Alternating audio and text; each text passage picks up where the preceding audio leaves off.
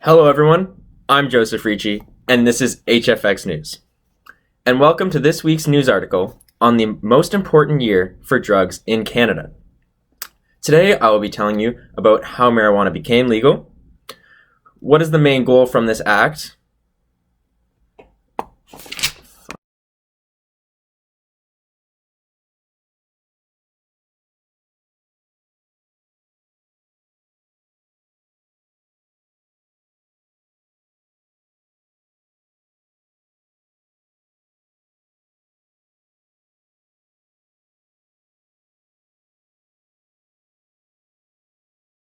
Now, I would like to give you a brief summary of how this act just came into place. But first, it's really important to know that medical marijuana has been legal in Canada for quite a long time. To get access to this medical marijuana, you need a note from your doctor, and when asked for it, you must provide your medical note. But it wasn't until the year 2015 when Prime Minister Justin Trudeau announced that he would finally legalize marijuana in Canada for recreational use. On June 28th, Canada was named the second country to legalize marijuana at the federal level. Although the government did get the royal assent, the bill was not legal until October 17th, 2018. Now that we know how cannabis became legal, what is the Cannabis Act? Well, the Cannabis Act is the legalization of recreational cannabis at the federal level. This allows residents to own marijuana plants. Citizens have the right to possess marijuana. Citizens are allowed to buy marijuana from their local government stores. Although marijuana is legal, the government still does not allow the sale of marijuana outside of the government's control. So these black market deals that go down between a customer and an illegal dealer are still illegal. So what is the main goal of legalizing cannabis? Well, for Justin Trudeau, he had this to say to Brett Popplewell for the Bloomberg Business Week. That criminal organizations and street gangs are making billions of dollars every single year off of the sale of marijuana, which they then funnel into other criminal activities.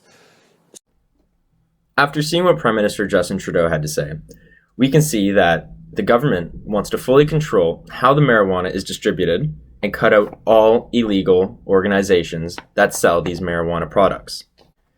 Now that cannabis is legal, how does it have a positive impact for the Canadians living in Canada? Well, Canada is now a leading contributor in the agricultural sector when it comes to marijuana. Canada now has the two biggest marijuana companies located in Edmonton and Ontario.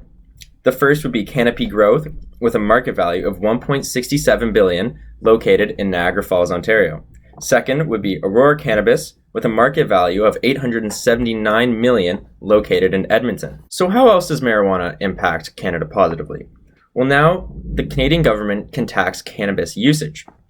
From April 2019 to March 2020, the Canadian government has generated around $32 million in revenue from marijuana.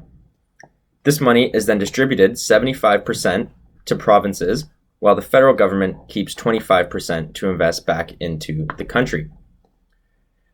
As well as there are now less criminal charges. So starting on October 17th, 2020, with the enactment of the Cannabis Act, police have reported a total of 18,097 incidents under this legislation, compared to the 55,332 offenses in 2016 before the Cannabis Act was instated. This means that less people are getting put away and we have less people in our jails. Although there are a lot of positives when it comes to the Cannabis Act, there are some few potential problems that we must look out for. The first is customers will most likely stay with their local dealers.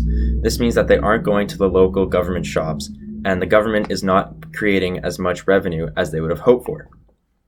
Citizens may not want to be known by the government that they smoke marijuana. This is very important for citizens that go in between borders from Canada to the United States, as the states are very not as lenient as Canada when it comes to the legalization of marijuana. Third is it may attract possible cartels, which would backfire on the original focus of the bill. As marijuana would be legal here, it would be a lot more profitable for cartels to get their shipment into Canada and have it sold through these illegal dealers. Another problem is that people may think smoking too much weed will lead to the fail of the country. This is a general concern, but as it's been 2 years since weed has been legal, or marijuana has been legal, we have not seen this to be a problem. We have not seen more people doping and not contributing to society. So this was a concern, but we're pretty sure that it is not anymore. In conclusion, Canada has a very big responsibility. The Canadian government must make sure that all those potential problems do not have a negative impact on their citizens. There's also many countries watching the Canadian government to see if they should follow suit and legalize marijuana as well. Canada has a head start in this industry and should take all the necessary steps to stay ahead. I'm Joseph Ricci, and this is HFX News. Thank you very much for watching.